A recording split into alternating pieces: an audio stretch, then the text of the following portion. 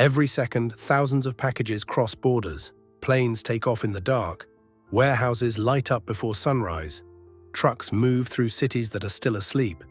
Governments argue, markets crash, wars disrupt global trade routes. In 2008, it lost billions trying to defeat industry giants. It shut down operations in its biggest market. Tens of thousands of jobs vanished overnight. And then there was the founder, a billionaire who retreated to a remote island. He died in a mysterious plane crash. His fortune triggered international lawsuits, DNA battles, and scandal. For a moment, it looked like the empire would collapse under its own weight.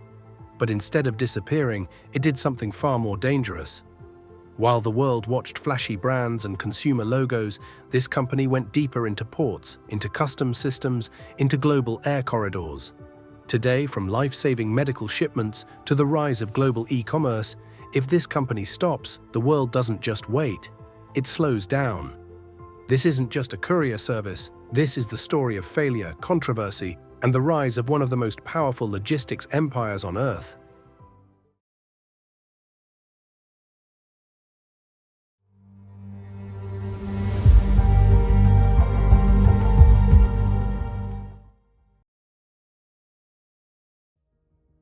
Before the yellow planes, before the global logistics empire, before the name became synonymous with international shipping. 1969, San Francisco. Global trade was expanding rapidly. Ships crossed oceans carrying goods worth millions of dollars. But when those ships arrived at port, they didn't unload immediately. They waited. Not because of weather, not because of cargo, because of paperwork. Customs clearance only began once shipping documents physically arrived with the vessel. Until then, cargo sat idle. Money was frozen. Time was lost. Adrian Dolce was working in a law firm, handling shipping documentation. He understood the bottlenecks and how administrative delay directly impacted business cash flow. Larry Hillblom, a young law student, was delivering legal documents part-time. But he wasn't just delivering envelopes. He was studying the system. He noticed something critical: documents controlled money. Robert Lin joined through the same professional network, bringing operational and business awareness. These three weren't childhood friends. They weren't inventors in a garage, and gradually a pattern became obvious. Ships weren't slow, systems were, so they asked a simple question. What if the paperwork arrived before the ship? Instead of transporting cargo, they transported documents. They began flying shipping papers from San Francisco to Honolulu ahead of vessels. By the time the ship docked, customs clearance was already prepared. It was a small operational shift, but it changed the economics of trade. The company name came from their initials: Dolce, Hillblom, Lin, DHL. In the early days, they handled deliveries themselves while convincing skeptical shipping firms that time meant money. By the early 1970s, DHL expanded beyond the California-Hawaii corridor and began building an international footprint. While companies like FedEx focused primarily on the US domestic express market, DHL moved internationally. Asia, the Middle East, emerging markets. Throughout the 1970s, DHL built international routes, established customs relationships, and formed airline partnerships. By the late 1970s, DHL operated across multiple continents. While others were building America, DHL was building the world. By 1980, the company had evolved from a document courier into a rapidly growing international logistics network deeply embedded in global trade. And that positioning would define everything that followed.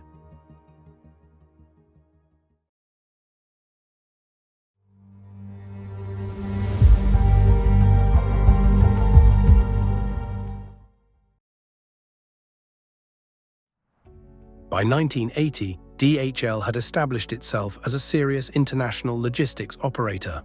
Through the early and mid-1980s, global trade expanded rapidly, and DHL scaled alongside it. Its international footprint widened across Europe, Asia, and emerging markets. Revenue grew, market presence deepened. By the late 1980s, DHL was operating in more countries than most of its competitors. As the company grew, so did the wealth of its founders, particularly Larry Hillblom. By 1989, his stake in DHL had made him a billionaire. But the global environment was changing. Between 1989 and 1991, geopolitical shifts, including the end of the Cold War, accelerated globalization. By 1992 and 1993, DHL faced structural pressure. The company had scale, but ownership was fragmented, and long-term strategic direction required stronger coordination. At the same time, Hillblom had largely distanced himself from daily corporate operations. Relocating to Saipan, he invested in aviation and real estate. The founder-driven phase of DHL was gradually ending. In May 1995, Hillblom piloted a small aircraft from Saipan. The plane crashed into the Pacific Ocean, and he was declared dead at the age of 52. While these events unfolded, DHL remained operational, but the absence of unified ownership and centralized strategy became increasingly evident.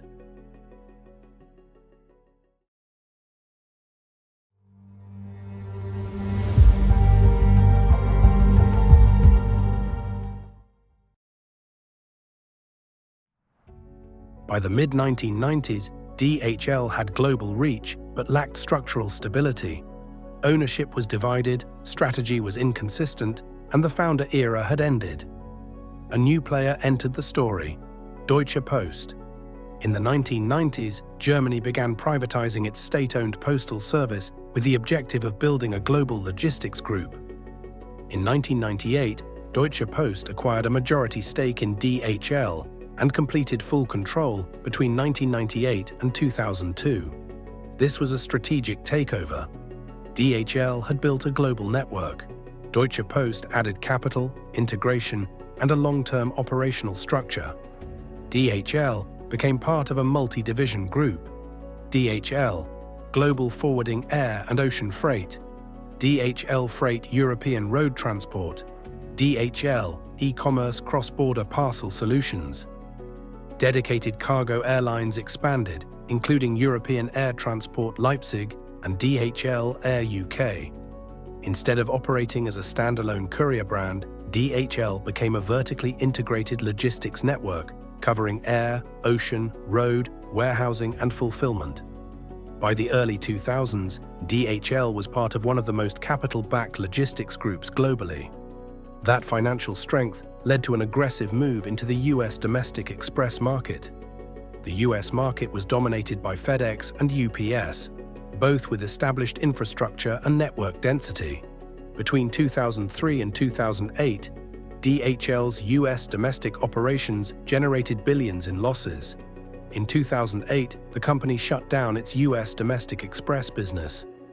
Tens of thousands of jobs were affected. It was one of the most expensive strategic miscalculations in the logistics industry.